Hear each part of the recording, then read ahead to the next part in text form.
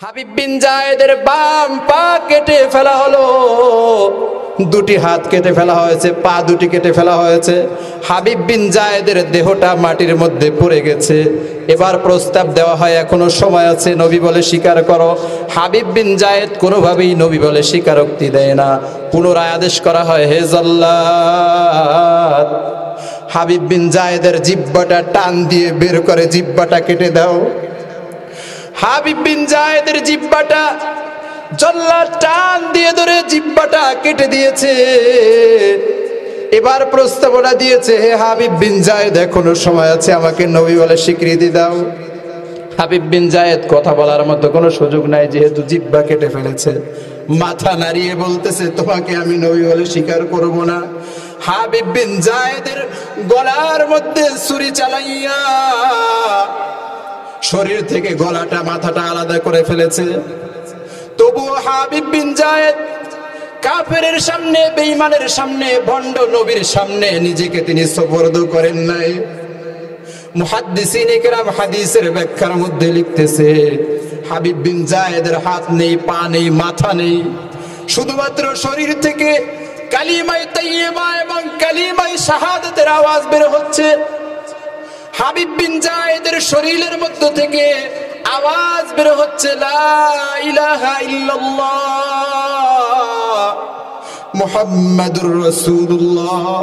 কালিমায়ে শাহাদাতের আওয়াজ বের হচ্ছে, আশহাদু আল্লা ইলাহা ইল্লাল্লাহ ওয়াহদাহু লা শারীকা লাহু ওয়া আশহাদু আন্না মুহাম্মাদান আবদুহু ওয়া রাসূলুহু। জীবনের চাইতে বেশি ভালোবাসিলাম যারে, একবারও দেখি নাই তারে। জানি না আমার ভালোবাসায় আছে কি কোনো ভুল, একবার হলেও দেখা দিও হে প্রিয় রাসূল।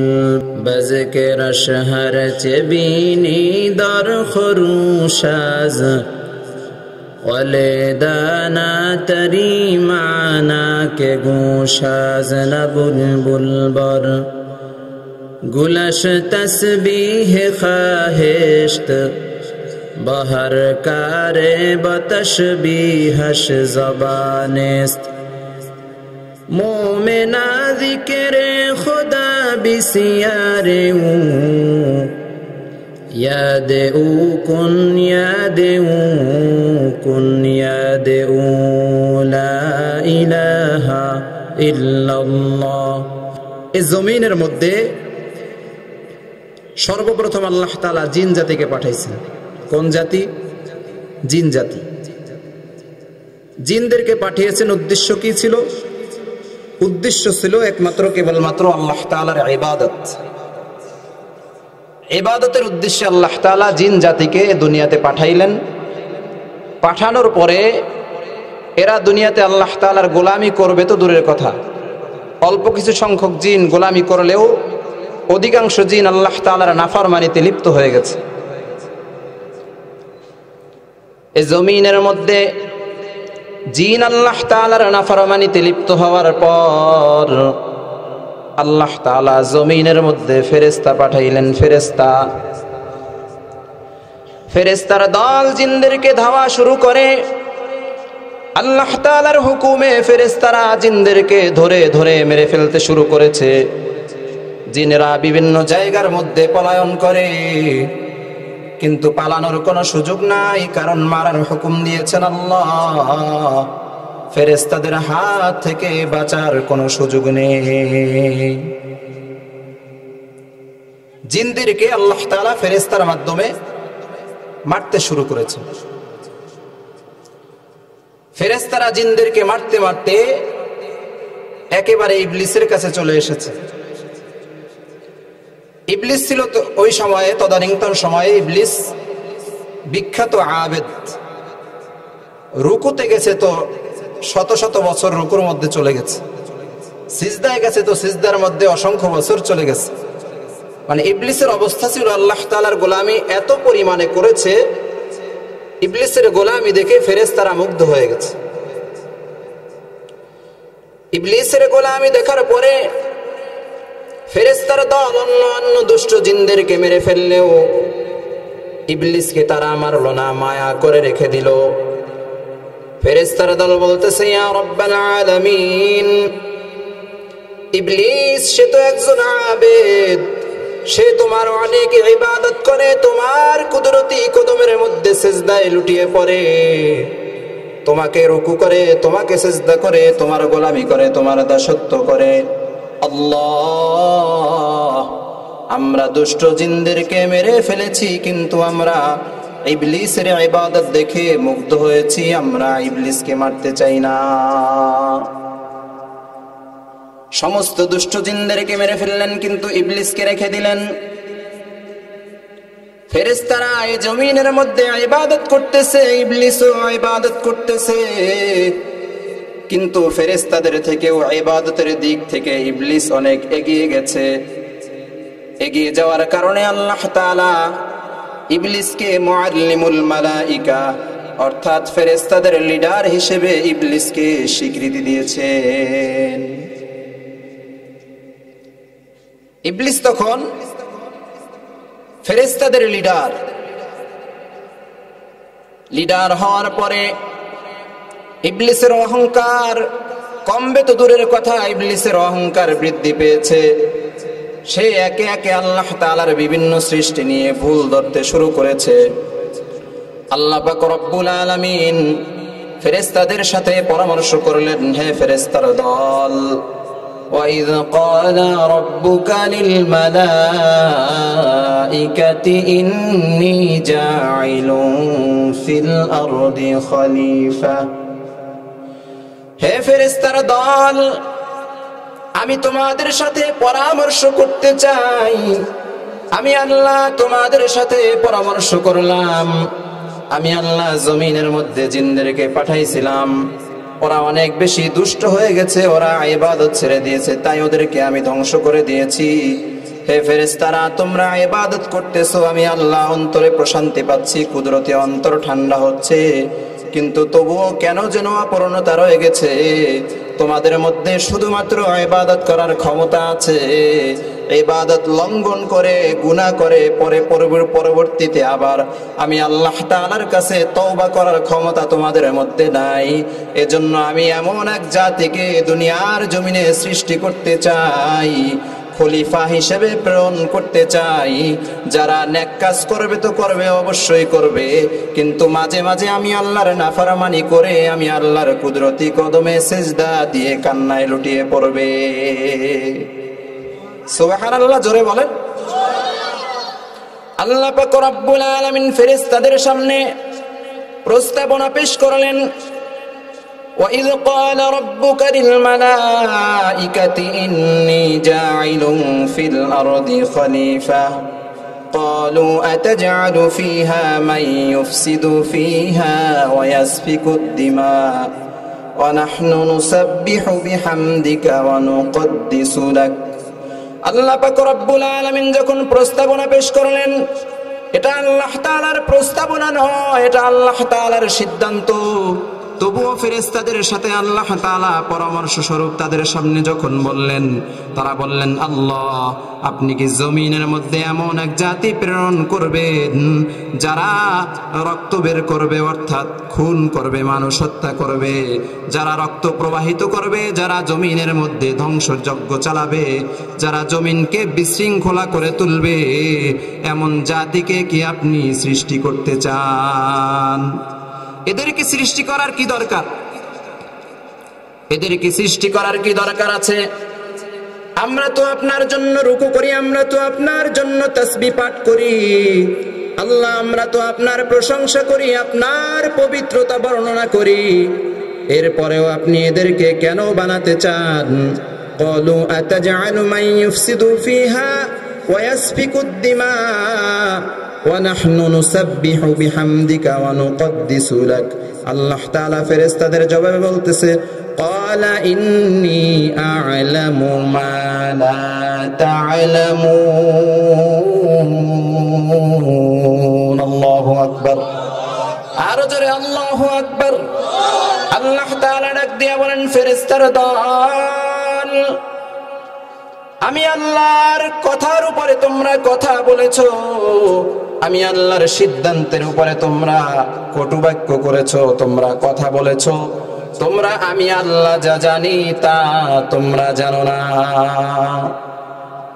আমার বান্দারা দুনিয়ার জমিনে রক্ত বহমান করবে তা ঠিক আছে, জমিনের মধ্যে ফাসাদ করবে তাও ঠিক আছে, আমি আল্লাহর নাফরমানি করবে তাও ঠিক আছে, কিন্তু একবার আমার বান্দা নাফরমানি করার পরে আমি আল্লাহ তাআলার কুদরতি কদমে সিজদা দিয়ে ক্ষমা প্রার্থনা করে চোখের পানি যখন ছেড়ে দিবে, আমি আল্লাহ তাআলা আমার বান্দা বান্দীদেরকে মাফ করে দিব।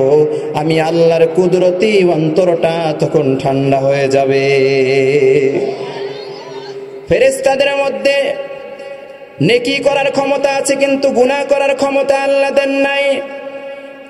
জিন জাতিকে বানিয়েছিলেন, তাদেরকে নেকি করার ক্ষমতাও দিয়েছিলেন, গুনাহ করার ক্ষমতাও দিয়েছিলেন। তারা অধিক পরিমাণে গুনাহ করেছে, এজন্য আল্লাহ তাদেরকেও প্রত্যাখ্যান করেছেন। এরপরে আল্লাহ তাআলা জমিনের মধ্যে মানুষ সৃষ্টি করেছেন। প্রথম মানুষ হলো বাবা আদম। সুবহানাল্লাহ।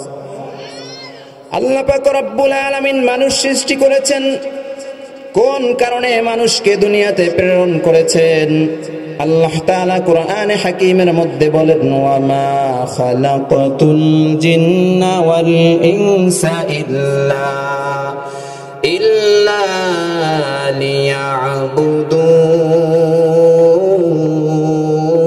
লিয়াবুদুন। আল্লাহু আকবার।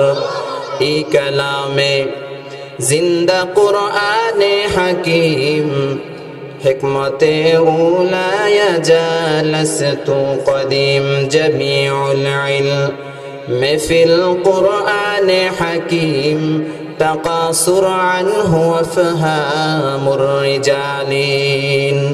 আল্লাহ তাআলা আসমান সৃষ্টি করেছেন, আসমানের মধ্যে তারকারাজি দিয়েছেন, চাঁদকে লটকিয়ে দিয়েছেন, সূর্যকে লটকিয়ে দিয়েছেন। এই সমস্ত জিনিসগুলোকে আল্লাহ তাআলা ইবাদত করার জন্য নির্ধারণ করেন নাই, নির্ধারিত করেন নাই। জমিনের দিকে তাকাও হে মুমিন, জমিনকে আল্লাহ কত সুন্দর করে বানাইছেন। এই জমিনের নিচে পানি বহমান রয়েছে, পানির উপরে এ জমিন ভাসমান রয়েছে। পৃথিবীর মধ্যে 2 ভাগ পানি এবং 1 ভাগ মাটি, এভাবে পৃথিবীকে আল্লাহ তাআলা সৃষ্টি করে রেখেছেন। এই সুন্দর জমিনের মধ্যে জমিন নড়াচড়া করে, সেজন্য আল্লাহ তাআলা জায়গায় জায়গায় পাহাড় দিয়েছেন। পাহাড় এত এত জিনিস সৃষ্টি করেছেন আল্লাহ তাআলা, কাউকে ইবাদতের জন্য নির্ধারণ করেন নাই। কেবলমাত্র শুধুমাত্র আল্লাহ তাআলা জিন এবং মানুষকে ইবাদত করার জন্য নির্ধারণ করেছেন। এই জিন এবং মানুষ যদি আল্লাহর ইবাদত না করে, আল্লাহর নাফরমানির মধ্যে লিপ্ত হয়, আল্লাহ তাআলা রাগান্বিত হয়ে নাফরমানদেরকে জাহান্নামে দিয়ে দিবেন।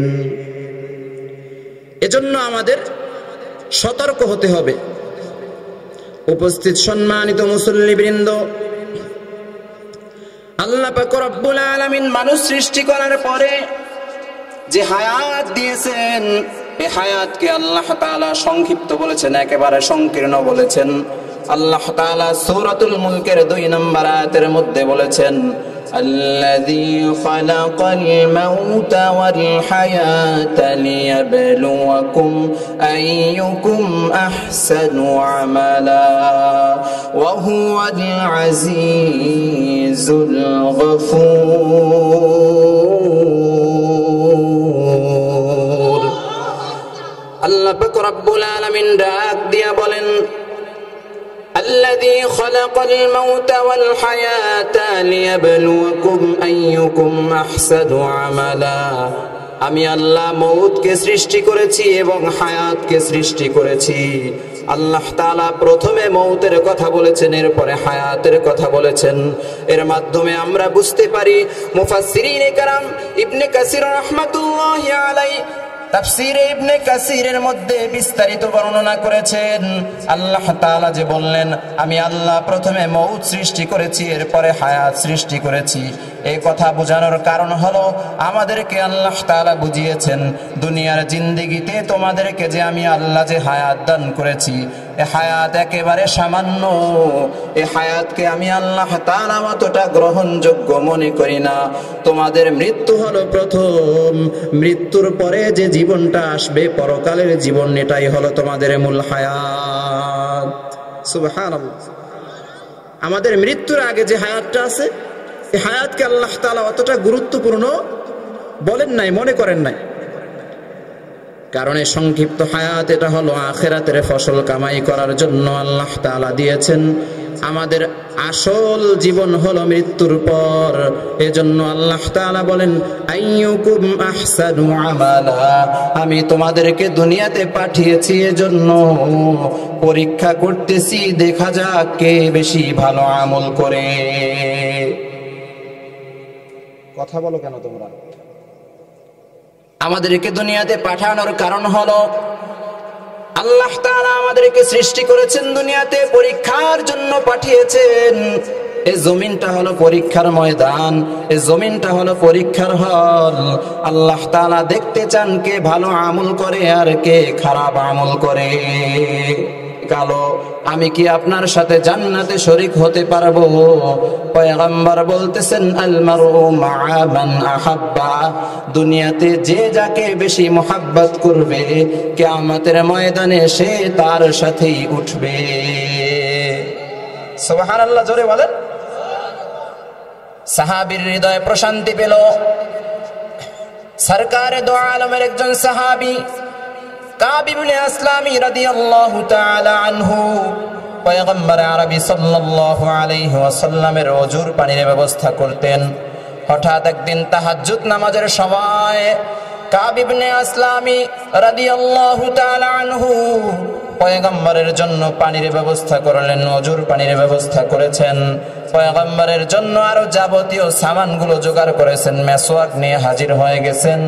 সব কিছু কমপ্লিট করার পরে পয়গম্বরকে ঘুম থেকে জাগাইছেন। পয়গম্বর কাব ইবনে আসলামের সামনে এসে যখন দেখতেছি সব কিছু রেডি করা আছে, প্যারা হাবিবের অন্তরের মধ্যে প্রশান্তি আসলো, অন্তর থেকে দোয়া চলে আসলো। কাব ইবনে আসলামীকে পয়গম্বর ডাক দিয়া বলে, হে কাব, এমন এক কাজ তুমি করেছো আমার হৃদয়কে শীতল করে দিয়েছো রে সাহাবী। আজকে তুমি আমার কাছে যা চাইবে আমি প্যারা হাবিব তোমাকে তা দিয়ে দিব। কাব ইবনে আসলামী সুযোগ পাওয়ার পরে ডাক দিয়ে বলতেছে, পয়গম্বর আপনার কাছে আমার তেমন কোনো চাওয়া নাই পয়গম্বর, আমি আপনার সাথে একই জান্নাতে থাকতে চাই। কাব ইবনে আসলামের কথা শ্রবণ করার পর পয়গম্বর সাল্লাল্লাহু আলাইহি ওয়াসাল্লাম ডাক দিয়ে বলেন, কাব রে, এমন এক চাওয়া তুমি চাইলা, এটা তো অনেক বড় কঠিন চাওয়া। হে কাবের থেকে নরমাল কিছু চাও, তুমি যা চাইবে আমি তা দিয়ে দিব, কিন্তু এমন কঠিন চাওয়া তুমি আমার কাছে চাইও না। কাব ইবনে আসলামের চেহারাটা মুহূর্তের মধ্যে মলিন হয়ে গেছে। ডাক দিয়া চোখের পানি ছেড়ে বলতেছে, পয়গম্বর আপনাকে দুনিয়াতে জীবনের থেকেও বেশি মহাব্বত করি। ইয়া রাসূলুল্লাহ, ইয়া হাবিবাল্লাহ, আপনার সাথে একই জান্নাতে থাকার সুযোগ যদি না হয় পয়গম্বর, আমি আপনার কাছে আর কিছু চাই না, আমার কিছুর প্রয়োজন নেই। পয়গম্বর আরবি সাল্লাল্লাহু আলাইহি ওয়াসাল্লাম কাব ইবনে আসলামের চেহারার দিকে তাকাইয়া দেখতেছেন সাহাবীর অন্তরটা মলিন হয়ে গেছে, চেহারাটা মলিন হয়ে গেছে। কাব ইবনে আসলামীকে সান্ত্বনা দিয়ে পেয়ারা হাবিব বলতেছেন, হে আমার পেয়ারা সাহাবী, তুমি বেশি বেশি করে সিজদা দিবা। কাসরাতিস সুজুদ, সিজদাকে বাড়িয়ে দাও, অর্থাৎ তাহাজ্জুদের নামাজ বাড়াও, নফল নামাজ বাড়াও, অধিক পরিমাণে তুমি আল্লাহ তাআলাকে সিজদা দাও। বেশি বেশি সিজদা দেওয়ার ওয়াদা যদি তুমি করতে পারো, আমি পয়গম্বর ওয়াদা দিলাম কাব ইবনে আসলামি তোমার সাথে আমি পয়গম্বরের সাথে তোমাকে নিয়ে আমি একই জান্নাতে থাকব।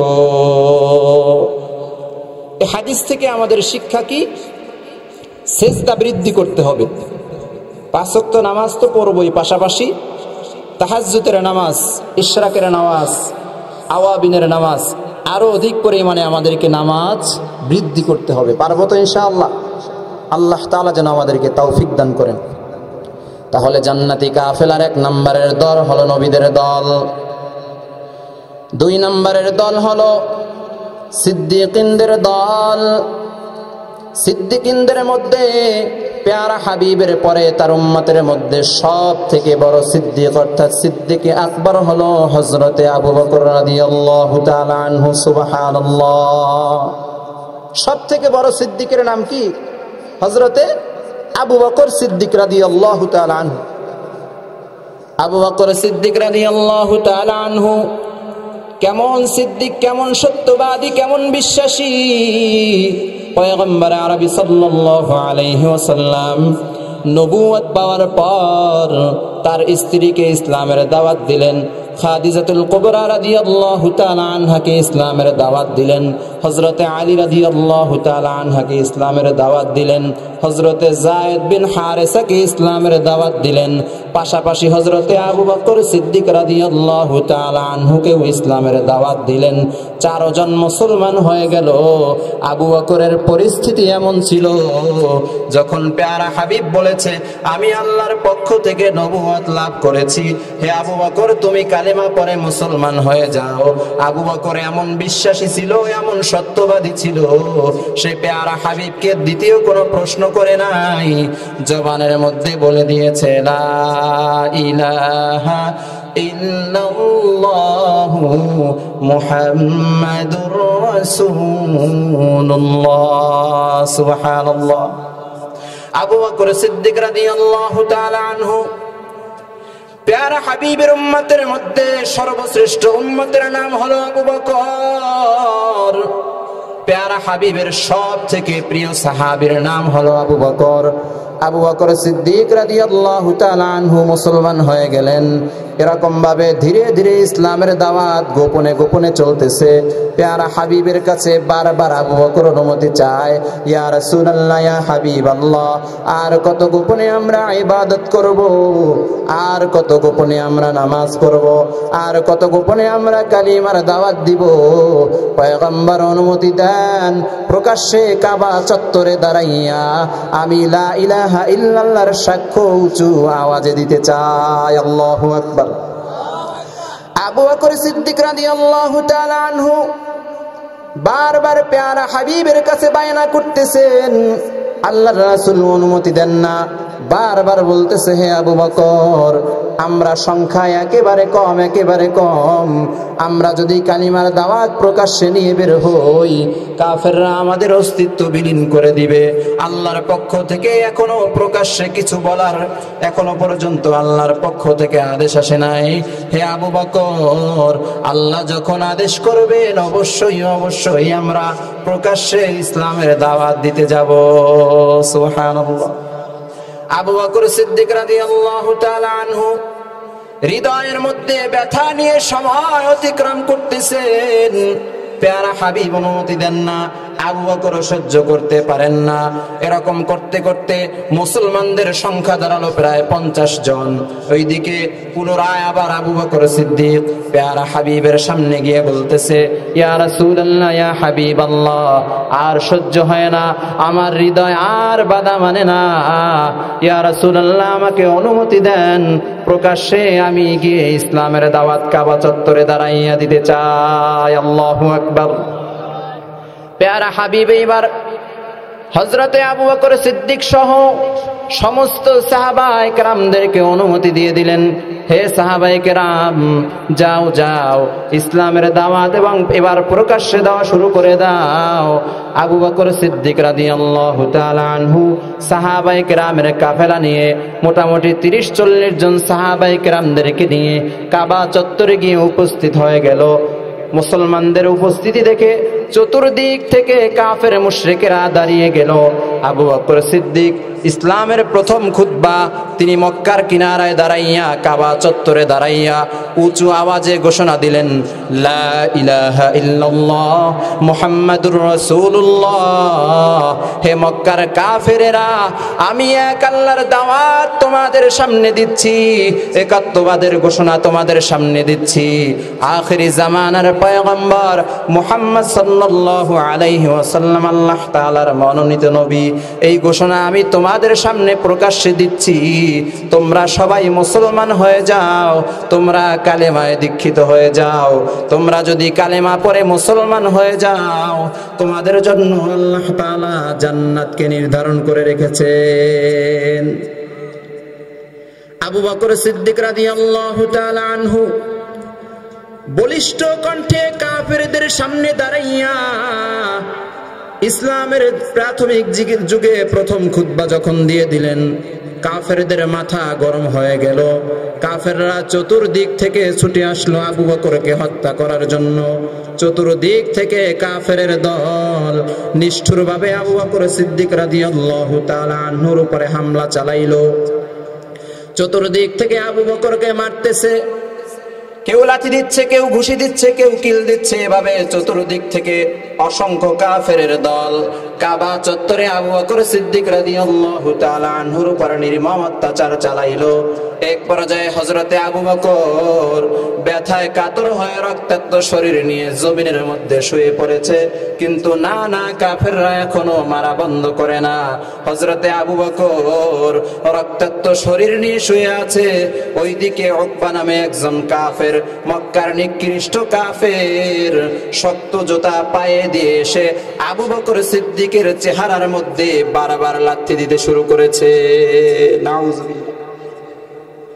মুসলমান ভাইরা আমার, পর্দার অন্তরালের মা বোনেরা, হৃদয়টা নরম করে দেন। ইসলাম আমাদের পর্যন্ত কিভাবে এসেছে? রক্তের স্রোতে বেশি বেশি ইসলাম আমাদের কাছে এসেছে। 2 নাম্বার জান্নাতি দলের সরদার হবেন সিদ্দিকে আকবর হযরতে আবু বকর। সেই সিদ্দিকে আকবরের সাথে আমরা যদি জান্নাতে যেতে চাই, তাহলে আবু বকরের মতো ঈমান বানানোর চেষ্টা করতে হবে, ঠিক না ঠিক? হযরতে আবু বকরকে উতবা নামে কাফের শক্ত জুতা দিয়ে চেহারার মধ্যে লাথি মেরে মেরে চেহারাকে একেবারে থেতলে দিয়েছে। চেহারার মধ্য থেকে রক্ত বের হয়ে গড়িয়ে গড়িয়ে পড়তেছে। আবু বকর আর নড়াচড়া করতে পারেন না, কথাও বলতে পারেন না। ওদিকে বনু তামিম গোত্র আবু বকরের গোত্রের কাছে খবর চলে যায়, মক্কার কাফেররা, কুরাইশের কাফেররা তোমাদের সন্তান আবু বকরকে মেরে রক্তাক্ত করে জমিনের মধ্যে ফেলে রেখেছে। বনু তামিম গোত্রের লোকেরা এসে হযরত আবু বকরকে নিয়ে বাড়ির মধ্যে চলে যায়, এলাকার মধ্যে চলে যায়। এরকম চলতে চলতে আবু বকরের হুঁশ ফিরে না, আবু বকর বেহুশ। বেহুশ অবস্থায় রক্ত ঝরতেছে, চতুর্দিক থেকে মানুষ দেখার জন্য আসতেছে। আবু বকর নড়েও না, চড়েও না, কথা বলে না। এরকম হতে হতে দুপুর গড়িয়ে বিকেল হয়ে গেল। এই পর্যায়ে আবু বকরের হুঁশ ফিরে আসলো। আবু বকরের মা কান্না জড়িত কণ্ঠে ডাক দিয়া বলে, আবু বকর, কার ধর্ম তুমি গ্রহণ করেছো আবু বকর? এই ধর্ম গ্রহণ করার কারণে মক্কার কাফেররা তোমাকে মেরে মেরে শেষ করে দিয়েছে, রক্তাক্ত করে দিয়েছে। হে আবু বকর, তুমি মুহাম্মাদের ধর্ম ছেড়ে দাও, তাহলে তোমার উপরে আর কোনো অত্যাচার আসবে না। আবু বকর মৃদু কণ্ঠে চিৎকার করে ডাক দিয়ে বলে, আম্মা জান, কথা বলার শক্তি আমার নেই, তবু আপনি এমন এক জঘন্য কথা বলেছেন, উত্তর না দিয়ে আমি পারবো না। আম্মা জান, কাফেররা যদি আমাকে মেরে মেরে শহীদ করে ফেলে, তবু আমি কখনো মুহাম্মদ সাল্লাল্লাহু আলাইহি ওয়াসাল্লামের ধর্ম থেকে ফিরে আসবো না। সুবহানাল্লাহ। আবু বকর সিদ্দিক রাদিয়াল্লাহু তাআলা আনহু কথা বলতে পারেন না, মাকে বলে, মা তোমার কানটা আমার মুখের সামনে লাগায়া দাও। আবু বকরের মুখের সামনে মাও কাফের, সে মুখটা লাগিয়ে দিল। আবু বকর বলতেছে, মা বলো আমার নবী কেমন আছে, আমার নবী কেমন আছে, আমার নবী কোথায় আছে? আবু বকরের কথা শোনার পর আবু বকরের মা রাগান্বিত হয়ে বলতেছে, সন্তান তোর কি একটু লাজ লজ্জা হবে না? যার জন্য এত মাইর খাইলি, রক্তে শরীরটাকে জর্জরিত করে ফেললি, সারা শরীরে অত্যাচারের আঘাত, রক্তাক্ত শরীর নিয়ে এখনো তুই মুহাম্মাদের গুণগান গাইতেছো, মুহাম্মাদকে দেখতে চাইতেছো, তোর কি লাজ লজ্জা হবে না? আবু বকর ডাক দিয়া বলতেছে, মা আমার নবীকে না দেখা পর্যন্ত আমি এক লোকমা খাবার আমার আবু বকরের মুখে দিব না। আবু বকর শপথ করে বলল, আল্লাহি আল্লাহর কসম, আম্মা জান আমার নবী কেমন আছে এটা না জানা পর্যন্ত, না দেখা পর্যন্ত এক লোকমা খাবার আমি মুখে দিব না। আবু বকরের মা বিভিন্নভাবে বোঝানোর চেষ্টা করে, খাবারের আয়োজন করে, কিন্তু না, আবু বকর খাবার মুখের মধ্যে দেয় না। রক্তাক্ত শরীর, রক্ত এখনো বের হচ্ছে, আবু বকর কোনোভাবেই খাবার মুখে দিবে না। বলতেছে, আমি মরে যাব কিন্তু আমি খাবার মুখে দিব না। আমার প্যারা হাবিব কেমন আছে এটা না জানা পর্যন্ত আমার পেটের মধ্যে খাবার যাবে না। আমার নবীকে আমি এত বেশি পরিমাণে ভালোবাসি, আমার জীবনের থেকেও ভালোবাসি। আবু বকরের মা চিন্তায় পড়ে গেলেন, কিভাবে আবু বকরকে নবীর কাছে নিয়ে যাওয়া যায়, কিন্তু নবী কোথায় আছে কেউ তো জানে না।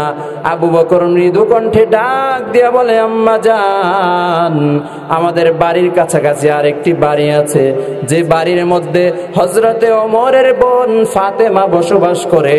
আম্মা জান তুমি ফাতেমার কাছে গিয়ে জিজ্ঞেস করো নবী কেমন আছে। সুবহানাল্লাহ।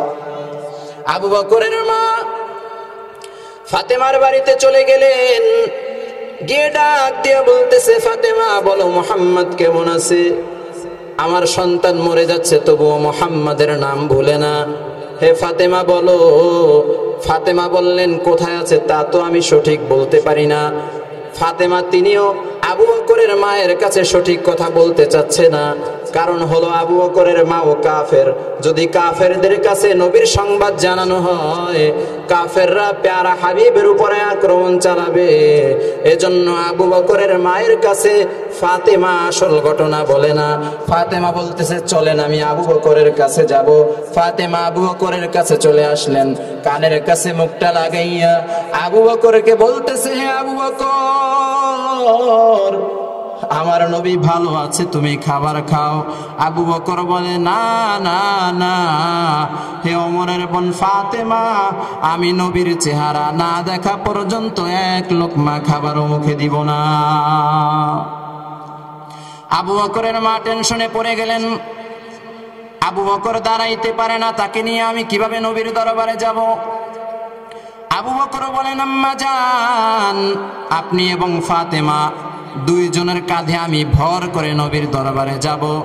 ফাতেমা এইবার গভীর রাত্রে আবু বকরকে নিয়ে এবং আবু বকরের মাকে নিয়ে প্যারা হাবিবের দরবারে রওনা করেছেন। প্যারা হাবিব তখন অবস্থান করতেছিলেন দারুল আরকামে, হযরতে আরকাম রাদিয়াল্লাহু তাআলা আনহুর বাড়ির মধ্যে অবস্থান করতেছেন। আবু বকর হাঁটতে পারে না, মায়ের কাঁধের মধ্যে ভর দিয়েছেন। ওমরের বোন ফাতেমার কাঁধের মধ্যে ভর দিয়েছেন। দুই কাঁধের মধ্যে ভর করে কোন রকম ভাবে এগিয়ে যাচ্ছেন পয়গম্বরকে দেখার জন্য। যেতে যেতে দারুল আরকামের মধ্যে হযরতে আরকাম রাদিয়াল্লাহু তাআলা আনহুর বাড়িতে গিয়ে উপস্থিত হলেন। প্যারা হাবিব সাল্লাল্লাহু আলাইহি ওয়াসাল্লাম সেই ঘরের মধ্যে অবস্থান করেছেন। দূর থেকে আবু বকর প্যারা হাবিবকে দেখার পরে আবু বকর যেন শরীরের মধ্যে প্রাণ ফিরে পেল। আবু বকর দুইজনের কাঁধের মধ্য থেকে হাত সরিয়ে নিজে নিজে দাঁড়িয়ে হাঁটা শুরু করেছে। সুবহানাল্লাহ। আশিকে রাসূল, আমরা তো আশিকে রাসূল দাবি করি, কিন্তু আবু বকর কেমন আশিকে রাসূল ছিল? তাদের আশিকে রাসূল, তারা এত পরিমাণে আল্লাহর রাসূলকে ভালোবেসেছেন, জীবনকে উৎসর্গ করার জন্য পাগল পারা হয়ে গেছেন।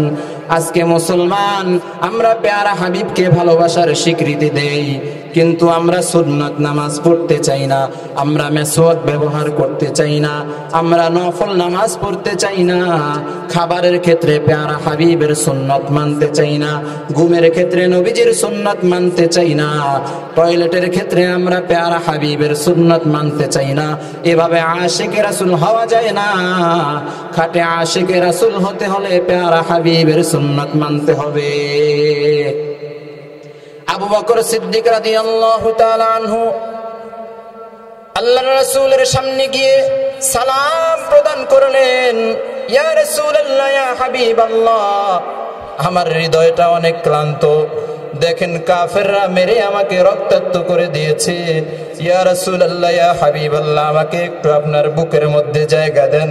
প্যারা হাবিবকে আল্লাহর রাসূল বুকের মধ্যে জড়াইয়া প্রিয় বন্ধুকে আবু বকরকে প্যারা হাবিব বুকের মধ্যে জড়াইয়া নিলেন। আবু বকরের কপালের মধ্যে প্যারা হাবিব চুমু খাইলেন। আবু বকর আল্লাহর রাসূলের কপালের মধ্যে চুমু খাইলেন। চুমু খাওয়ার পরে আবু বকর যেন হৃদয়ের মধ্যে প্রশান্তি লাভ করলেন। আবু বকর জায়গার মধ্যে বসলেন। প্যারা হাবিবের চেহারাখানা সুন্দর করে তাকিয়ে তাকিয়ে দেখলেন। এরপরে ডাক দিয়ে বলতেছে, ইয়া রাসূলুল্লাহ, ইয়া হাবিবাল্লাহ, আপনার কাছে আমি কখনো কিছু চাই না, এখন একটি জিনিস চাইবো, অবশ্যই অবশ্যই আপনি আমাকে দিবেন। আবু বকর বলতেছে, পয়গম্বর, দেখেন আমার মাও আপনার দরবারে হাজির হয়েছে, কিন্তু আমার মা একজন কাফের। পয়গম্বর, আপনি হাত তুলে আল্লাহর কাছে দোয়া করেন, আল্লাহ তাআলা যেন আমার মাকে মুসলমান হওয়ার তৌফিক দান করে দেন। সুবহানাল্লাহ। প্যারা হাবিব হাত তুলে দোয়া করলেন, ইয়া রাব্বাল আলামিন, আবু বকরের মাকে আপনি ঈমানের দৌলত দান করে দেন। মুহূর্তের মধ্যে আবু বকরের মায়ের হৃদয়টা পরিবর্তন হয়ে গেল। মুনাজাত শেষ হতে না হতে আবু বকরের মা ডাক দিয়া বলতেছে, ইয়া রাসূলুল্লাহ, ইয়া হাবিবাল্লাহ, আমি কাফের অবস্থায় বাড়ি ফিরে যেতে চাই না, পয়গম্বর আপনি আমাকে কালিমা পড়ায়া মুসলমান বানায়া দেন। সুবহানাল্লাহ।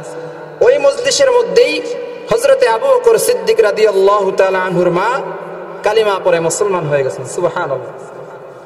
তো ইনিই হলেন সিদ্দিকে আকবর, অর্থাৎ জান্নাতি কাফেলার 2 নম্বর কাফেলার সর্বোত্তম ব্যক্তি হযরতে আবু বকর সিদ্দিক রাদিয়াল্লাহু তাআলা আনহু, যাকে বলা হয় সিদ্দিকে আকবর, সবথেকে বড় সত্যবাদী ব্যক্তি, সবথেকে বড় বিশ্বাসী। এটা আল্লাহর রাসূলের উম্মতের মধ্যে, কিন্তু সিদ্দিক গুণটা কিন্তু নবীদের মধ্যেও ছিল। আল্লাহ পাক রব্বুল আলামিন সূরাতুন নিসার 69 নম্বর আয়াতের মধ্যে 3 নম্বর জান্নাতি কাফেলার পরিচয় দিতেছেন। অশুহাদা, 3 নম্বরে হলো শুহাদা, অর্থাৎ শহীদগণ, যারা ইসলামের জন্য জীবনকে বিসর্জন দিয়েছেন, শহীদ হয়েছেন, তাদেরকে আল্লাহ তাআলা কোরআনে হাকিমের মধ্যে বলেছেন এরাই হলো 4 নম্বরের জান্নাতি কাফেলা। প্রথমেই বলেছিলাম যে নবী হওয়ার সামর্থ্য আমাদের আর কারোর নেই, কোনো যোগ্যতা নেই নবী হওয়ার, কারণ নবী হয় আল্লাহ তাআলার পক্ষ থেকে সাজেস্টকৃত ব্যক্তিরা, কিন্তু সিদ্দিক হওয়ার সুযোগ এখনো আমাদের আছে, শুহাদাদের দলে নাম লেখানোর সুযোগ এখনো আমাদের আছে, শহীদ হওয়ার সুযোগ আমাদের এখনো আছে। বলবেন হুজুর কোথায় যুদ্ধ হবে, কোথায় আমরা যুদ্ধ করব? বেশি দিন অপেক্ষা করতে হবে না, আমরা পেতে পারি ইনশাআল্লাহ। হিন্দুস্তানে যে যুদ্ধটা হবে সেই যুদ্ধের মধ্যে আমরা শরিক হতে পারি। গাজওয়াতুল হিন্দ নামে যে যুদ্ধটি হবে, আল্লাহ চাইলে আমরা সেটাতে শরিক হতেও পারি। আমরা কখনোই বেঈমানের পক্ষে যাব না, আমরা মুসলমানদের পক্ষে, ইমানের পক্ষে, সত্যের পক্ষে থাকবো। রাজি আছি তো ইনশাআল্লাহ? ঘুমিয়ে গেছেন আপনারা? জোরে বলেন না ইনশাআল্লাহ। মুসলমান ইমানদার আল্লাহর গোলাম। 3 নম্বর শহীদি কাফেলার নাম, 3 নম্বর জান্নাতি কাফেলার নাম হলো শুহাদা, অর্থাৎ শহীদগণ। আল্লাহ পাক রব্বুল আলামিন বলেন, যারা ইসলামের জন্য, যারা মুহাম্মদ আরবি সাল্লাল্লাহু আলাইহি ওয়াসাল্লামের জন্য, যারা আল্লাহর জন্য নিজের জানকে কুরবান করে দিবে, তারাই হলো শহীদ। এরা জান্নাতের 3য় জান্নাতি কাফেলা। শহীদের লিস্টে অসংখ্য সাহাবা ইকরাম নাম লিখিয়েছেন। হযরতে ওমর ফারুক রাদিয়াল্লাহু তাআলা আনহুকে নামাজের মধ্যে ছুরিকাঘাত করা হয়েছে, বিষাক্ত ছুরি নামাজের মধ্যে মেরে দেওয়া হয়েছে। হযরতে ওমর ফারুক রাদিয়াল্লাহু তাআলা আনহু এই বিষয়ে দুনিয়া থেকে বিদায় হয়েছেন, তিনিও শাহাদাত বরণ করেছেন। হযরতে ওসমান রাদিয়াল্লাহু তাআলা আনহুকেও শাহাদাতের পেয়ালা পান করা হয়েছে। অসংখ্য সাহাবায়ে কেরাম যুদ্ধের ময়দানে শহীদ হয়েছেন। এরপরে আল্লাহর রাসূলের দুজন নাতি সহ পুরো আওলাদ তারাও ইসলামের জন্য শহীদ হয়েছে। এই শহীদদের কাফেলার মধ্যে একজন বিখ্যাত ব্যক্তি, যে সাহাবীর নাম হাদিসের মধ্যে এসেছে হাবিব বিন যায়েদ।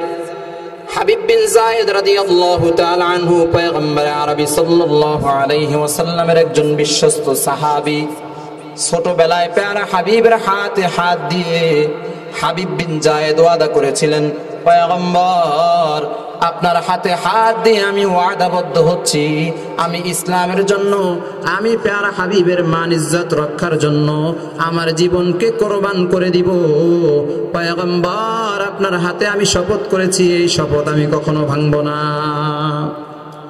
হাবিব বিন যায়েদ রাদিয়াল্লাহু তাআলা আনহু ধীরে ধীরে বড় হতে লাগলেন। দশম হিজরিতে অর্থাৎ আল্লাহর রাসূলের হিজরতের 10ম বছরে প্যারা হাবিব সাল্লাল্লাহু আলাইহি ওয়াসাল্লাম শুনতে পাইলেন মক্কার অদূরে নজদ এলাকার মধ্যে একজন ব্যক্তি, যে ব্যক্তির নাম হলো মুসাইলামাতুল কাজ্জাব। ব্যক্তির নাম কি বলেন না? মুসাইলামা। এই মুসাইলামাতুল কাজ্জাব নামে একজন ব্যক্তি, সে ব্যক্তি নবী দাবি করে বসেছে। প্যারা হাবিবের জীবদ্দশায় এই মুসাইলামা কাজ্জাব সে মুসলমান হয়েছিল, কিন্তু ঈমান থেকে বের হয়ে গিয়ে সে নিজেকে নবী দাবি করেছে, ভণ্ড নবী।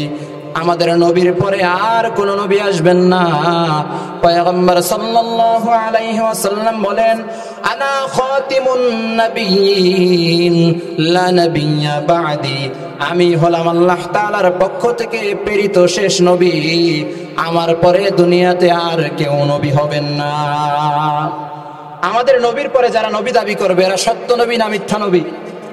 সত্য নবী না ভণ্ড নবী? এর মধ্যে একজনের নাম হলো মুসাইলামাতুল কাজ্জাব, আর একজন ব্যক্তির নাম হলো ভারতের মধ্যে যার নাম গোলাম আহমদ কাদিয়ানি।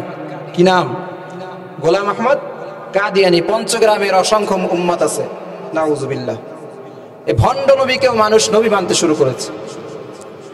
মুসাইলামাতুল কাজ্জাব নবী দাবি করার পরে প্যারা হাবিবের কাছে চিঠি প্রেরণ করেছে, লিখেছে, হে মুহাম্মদ, তোমাকে যেমনি ভাবে আল্লাহ তাআলা নবী বানিয়েছেন, আমি মুসাইলামাকে আল্লাহ তাআলা নবী বানিয়েছেন, নাউজুবিল্লাহ। হে মুহাম্মদ, পুরো পৃথিবী তুমি একা শাসন করতে পারবে না, অর্ধেক পৃথিবী তুমি শাসন করবে, আর অর্ধেক পৃথিবী আমি মুসাইলামা শাসন করব, নাউজুবিল্লাহ। প্যারা হাবিবের কাছে দুইজন দূত চিঠি নিয়ে হাজির হওয়ার পর প্যারা হাবিব চিঠি খুলে দেখার পরে রাগান্বিত হয়ে গেলেন। আল্লাহর রাসূলের চেহারা লাল বর্ণের হয়ে গেছে। আল্লাহর রাসূল হযরতে হাবিব বিন যায়েদ রাদিয়াল্লাহু তাআলা আনহুর কাছে চিঠি প্রেরণ করলেন, হে হাবিব বিন যায়েদ, তুমি মুসাইলামার দরবারে যাও, মুসাইলামার দরবারে গিয়ে চিঠি প্রেরণ করো। হাবিব বিন যায়েদ তিনি একাই বিশ্বস্ত সাহাবী, ঈমানি বলে বলিয়ান হয়ে হৃদয়ের মধ্যে অকুতভয় ঈমান নিয়ে হাবিব বিন যায়েদ রাদিয়াল্লাহু তাআলা আনহু মুসাইলামাতুল কাজ্জাব ভণ্ড নবীর দরবারে গিয়ে হাজির হয়েছে। গিয়ে যখন চিঠিটা দিয়েছে, মুসাইলামা চিঠি খুলে দেখতেছে, চিঠির মধ্যে লেখা আছে, বিসমিল্লাহির রহমানির রহিম। হে মুসাইলামা, আমি আল্লাহ তাআলার প্রেরিত নবী মুহাম্মদ সাল্লাল্লাহু আলাইহি ওয়াসাল্লাম বলতেছি, এ জমিন আল্লাহর, জমিনের রাজত্ব আল্লাহর, এ জমিনের মধ্যে আল্লাহ যাকে রাজত্ব দেবেন সেই রাজত্ব করবে, তোমারও রাজত্ব করার অধিকার নেই, তুমি একজন ভণ্ড নবী, তুমি সতর্ক হয়ে যাও। আল্লাহর রাসূল এই চিঠি প্রেরণ করার পরে মুসাইলামাতুল কাজ্জাব রাগে একেবারে অগ্নিশর্মা হয়ে উঠল। কি করবেন দিশে পাচ্ছেন না। সামনে পাইলেন হাবিব বিন যায়েদকে, তিনি একজন বিশ্বস্ত মুসলমান। হাবিব বিন যায়েদকে ডাক দিয়ে বলতেছে, হে হাবিব, তুমি তো মুহাম্মাদের ধর্মের অনুসারী, হাবিব কণ্ঠ উঁচু করে সিনা টান করে বলতেছে, হ্যাঁ আমি মুহাম্মদ আরবি সাল্লাল্লাহু আলাইহি ওয়াসাল্লামের উম্মত। বলে তুমি তাকে নবী বলে স্বীকার করো? বলে হ্যাঁ অবশ্যই স্বীকার করি। মুসাইলামা বলে তুমি যেমনি ভাবে মুহাম্মদকে নবী বলে স্বীকার করো, আমাকেও তেমনি ভাবে নবী বলে স্বীকার করো। হাবিব বিন যায়েদ বলে আমি কানে কিছু শুনতেছি না। হে বন্ড নবী তুমি কি বলো, আমি কিছু কানে শুনতেছি না। বলে তুমি মুহাম্মদকে নবী বলে স্বীকার করো? বলে হ্যাঁ আমি মুহাম্মদকে নবী বলে স্বীকার করি। বলে আমাকেও নবী বলে স্বীকার করো। হাবিব বিন যায়েদ বলে কি বলো আমি শুনি না। বারবার যখন এরকম করতেছে, হাবিব বিন যায়েদ বারবার বলতেছে আমি শুনি না, অর্থাৎ এই মিথ্যা নবীকে অপমানিত করতেছে, ভণ্ড নবীকে অপমানিত করতেছে। এই কাজ করার পরে হাবিব বিন যায়েদের উপরে ক্ষিপ্ত হয়ে মুসাইলামা জল্লাদকে ডাক দিয়া বলতেছে, জল্লাদ এই ব্যক্তিকে পাকড়াও করো, হাবিবকে পাকড়াও করো। হযরতে হাবিব রাদিয়াল্লাহু তাআলা আনহুকে জেলখানার মধ্যে আবদ্ধ করা হয়েছে।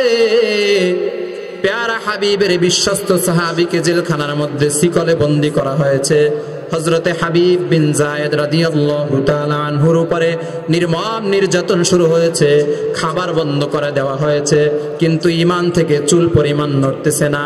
হাবিব বিন যায়েদকে বারবার বলা হচ্ছে, হে হাবিব বিন যায়েদ তুমি মুসাইলামাকে নবী বলে স্বীকারোক্তি দাও, তুমি যদি নবী বলে স্বীকারোক্তি দাও তোমাকে মুক্তি দেওয়া হবে। হাবিব বিন যায়েদ বলতেছে, আমার জীবনকে যদি 1000 বার শহীদ করা হয়, আমাকে যদি 1000 বার শহীদ করা হয়, আবার জিন্দা করা হয়, আবার শহীদ করা হয়, আবারও জিন্দা করা হয়, আমি কখনো মুসাইলামাতুল কাজ্জাব এ মিথ্যুক নবীকে, ভণ্ড নবীকে আমি সত্যিকারের নবী বলে স্বীকার করব না। আল্লাহু আকবার। হাবিব বিন যায়েদ রাদিয়াল্লাহু তাআলা আনহুর ঈমানের অবস্থা দেখে মুসাইলামাতুল কাজ্জাব তার পুরো এলাকার মধ্যে ঘোষণা করে দিলেন, নজদ এলাকার মধ্যে ঘোষণা করে দিয়েছেন, হে লোক সকল, অমুক দিন সকাল 10টার সময় অমুক ময়দানের মধ্যে হাবিব বিন যায়েদকে হত্যা করা হবে, শুলে চড়ানো হবে। তোমরা সেই জায়গার মধ্যে সবাই উপস্থিত হইবা। তোমরা কেউ যদি আমাকে নবী মানতে অস্বীকার করো, তোমাদেরকেও সেই শুলের মধ্যে চড়িয়ে হত্যা করা হবে। হাবিব বিন যায়েদ রাদিয়াল্লাহু তাআলা আনহুর হৃদয়ের মধ্যে বিন্দু পরিমাণ ভয় নেই, ঈমানের হৃদয় পরিপূর্ণ হয়ে আছে। ভয় কোথা থেকে আসবে? আল্লাহর বান্দা হাবিব বিন যায়েদ সময় অতিবাহিত করতেছে, সময় শেষ হতে হতে সেই দিন চলে এসেছে। হাবিব বিন যায়েদকে শিকলে বন্দী করে বিশাল ময়দানের মধ্যে উপস্থিত করা হয়েছে। হানাফি গোত্রের লোক সবাই সেই জায়গার মধ্যে উপস্থিত হয়েছে। নজদ এলাকার লোকগুলো সব উপস্থিত হওয়ার পর এইবার পুনরায় মুসাইলামাতুল কাজ্জাব বলতেছে, হে হাবিব বিন যায়েদ এখনো সময় আছে, তুমি আমাকে নবী বলে স্বীকারোক্তি দাও। আমাকে যদি নবী বলে স্বীকারোক্তি দাও তোমাকে ছেড়ে দেওয়া হবে, বলো আমি নবী কিনা। হযরতে হাবিব বিন যায়েদ বলে, তুমি ভণ্ড নবী, তুমি আসল নবী নও। এই কথা বলার পরে জল্লাদকে আদেশ করা হয়, হে জল্লাদ হাবিব বিন যায়েদের ডান হাতটা কেটে ফেলো। জল্লাদ ধারালো তরবারি নিয়ে হাবিব বিন যায়েদের ডান হাতটা কেটে ফেলেছে। হাতটা জমিনের মধ্যে লাফাইতেছে, সিরসির করে রক্ত বের হচ্ছে। হাবিব বিন যায়েদ একটু ভয় পাচ্ছে না।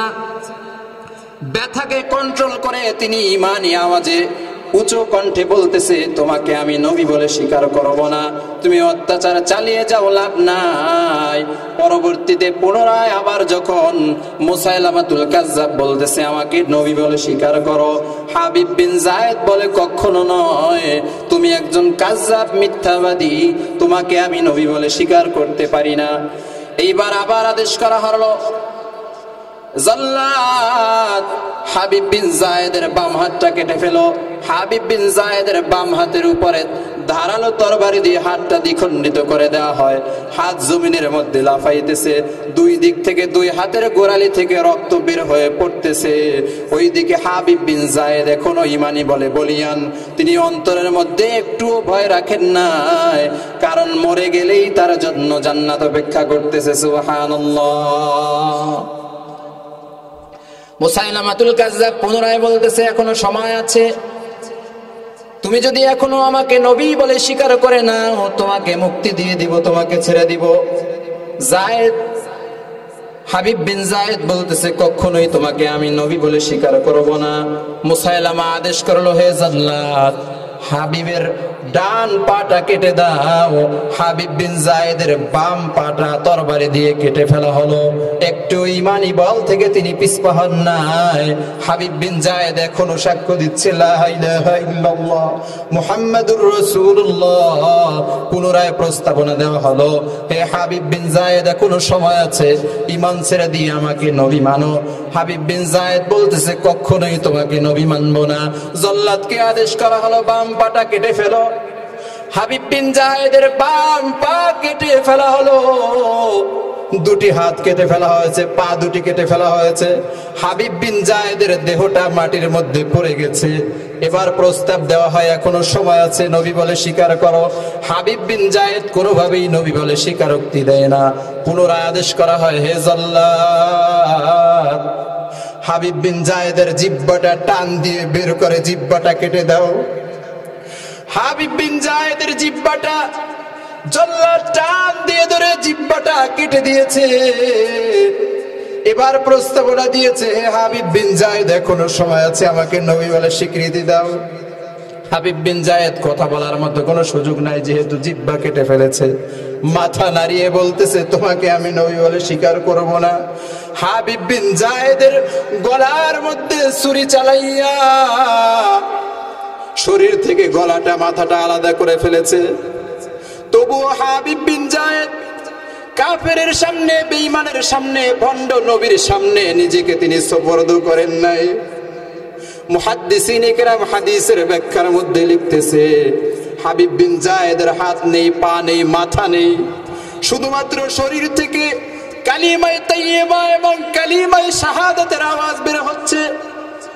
হাবিব বিন যায়েদের শরীরের মধ্য থেকে আওয়াজ বের হচ্ছে, লা ইলাহা ইল্লাল্লাহ মুহাম্মাদুর রাসূলুল্লাহ। কালিমায়ে শাহাদাতের আওয়াজ বের হচ্ছে, আশহাদু আল্লা ইলাহা ইল্লাল্লাহু ওয়াহদাহু লা শারীকা লাহু ওয়া আশহাদু আন্না মুহাম্মাদান আবদুহু ওয়া রাসূলুহু। এভাবেই হযরতে হাবিব বিন যায়েদ কিছুক্ষণের মধ্যে জমিনের মধ্যে দুনিয়া থেকে বিদায় হয়ে গিয়ে শাহাদাতের পেয়ালা পান করে আল্লাহর জান্নাতে চলে যায়। এরা হলো সত্যিকারের আশিকে রাসূল, শুহাদায়ে কেরাম। এদেরকে আল্লাহ তাআলা সূরাতুন নিসার 69 নম্বর আয়াতের মধ্যে বলেছেন যে এরা জান্নাতি কাফেলার 3 নম্বর কাফেলা। সুবহানাল্লাহ। এই কাফেলায় শরীক হওয়ার আমাদের সুযোগ আছে না নাই? কথা বলেন না আপনারা? এখনো আমাদের সুযোগ রয়েছে। 4 নম্বরে আল্লাহ তাআলা বলেন ওয়াস-সালিহিন। 4 নম্বরে জান্নাতি কাফেলাদের দলের নাম হলো সালিহিন, নেককারদের দল। এই দলের মধ্যে অসংখ্য সাহাবায়ে কেরাম রয়েছেন, অসংখ্য তাবেঈন রয়েছেন, অসংখ্য তাবেঈন রয়েছেন। আমরাও যদি চাই, আমরাও যদি মুজাহাদা করি, মেহনত করি, তাহলে আমাদের নামটাও আমরা সালিহিনদের লিস্টের মধ্যে লেখাতে পারবো। রাজি আছি তো ইনশাআল্লাহ? আল্লাহ তাআলা আমাদেরকে যেন সালিহিনদের লিস্টের মধ্যে নাম লেখানোর তৌফিক দান করে। সকলে বলি আমিন।